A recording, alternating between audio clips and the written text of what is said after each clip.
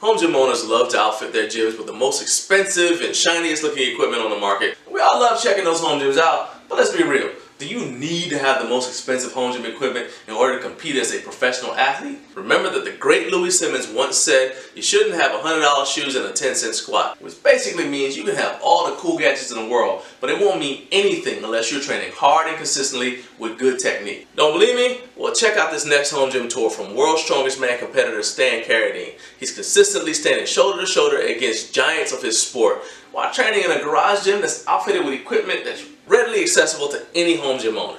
Hello, I'm Stan Carradine, America Pro Strongman, based out of Brighton, Colorado. Want to give you guys a tour of my home gym and show you what it's all about. So this is my home gym.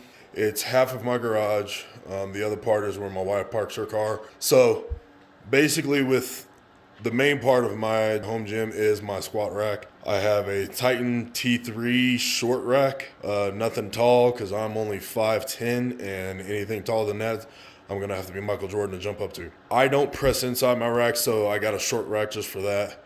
But other than that, it works just fine.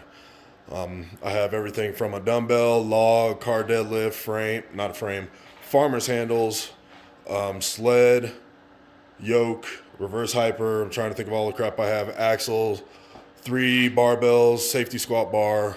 This is where I keep most of the gear that I wear. So like wrist straps, numerous of belts for some odd reasons, soft belts. I got my small little whiteboard right there, my wrist wraps, wrist straps. I got bands, my hats, mouthpiece, chalk bowls, stuff like that. Next to the whiteboard, you'll see I have 2 barbells. The one closest to the whiteboard, that is my bent barbell, and that's mainly just for rack deadlifts, stuff like that. Anything that I got to clang down and I know I'm not going to have to worry about that bar, that's my beat up bar. Slide pulls, things like that. Then the bar next to it, that is my squat bar. That holds over, I want to say about 1,000 pounds, maybe even more. I've put up to 800 pounds on there and had no problem. But yeah, those are the 2 out of 3 bars that I have that are straight bars. The other bar that I have is my axle bar. I got that from Rep Fitness. Not the greatest, but it does the job good. I think I already bent it. I'm not happy about it, so I probably need to find another one that's a little bit more solid, that doesn't have the bolts that attach the collars to it. So that's something I did not like. Just 1, it takes away from space, and 2, it's only 23 pounds, so I have to add weight to it. Either that or I need to weld something to it. That'll be down the line. My dumbbell, which is hidden down there, made by Harambe Strength. It's a solid dumbbell. The only thing I wish I had for that dumbbell was end caps, but it's actually fine and holds well. I've had over 260 pounds in it. I'm going to be trying to put 3 in there someday, one or another. No, I'm not going to press it, but I want to load it up and see if I could just clean it up to the shoulder and start working on that again. My incline bench, my daughter's little bouncy ball. You might find other little toys around here just because she likes to play in here as well. The cabinet right there, that is next to the little bouncy ball, that holds most of my equipment. Everything from knee sleeves, Cerberus knee sleeves, Tough Gear knee sleeves, SBD knee sleeves. My shoes are down there, shirts, shorts, baby powder, and then some attachments for like cables and stuff like that. But that's where I keep all that stuff, just so it's not laying out on the floor. All my weights are posted up on the wall. I don't like my weights laying on the floor or anything like that. Plus, it takes away from it gets them out of the way and gives me more room. Next to the plates, I do have some other bands, my thicker bands, which if you ever have some of these bands, you really don't use them that much, but I'll use them for maybe a heavy, super heavy deadlift, something like that. Other than that, that's all they're really good for. That or pulling somebody. Safety squat bar, which I'm using for good mornings right now, suspended good mornings. Got it from a friend who I just bought it from him for $100, and it's a really thick, good, solid bar. I have no complaints so far. It works for me, and it's kind of old school, which that's kind of how I like having things just old school. I'm not too big on the new stuff. Found some new stuff, breaks fairly easy, just like that axle bar over there. That's already bent, I believe. but it works great. I got my safety straps that I actually got from Harbor Freight that are just toe straps, and I put chains on there to help with that. I do have my monolift. If some of you guys have seen some of my videos, I do have my monolifts from Titan. They work for me. They're just as good as Rogue.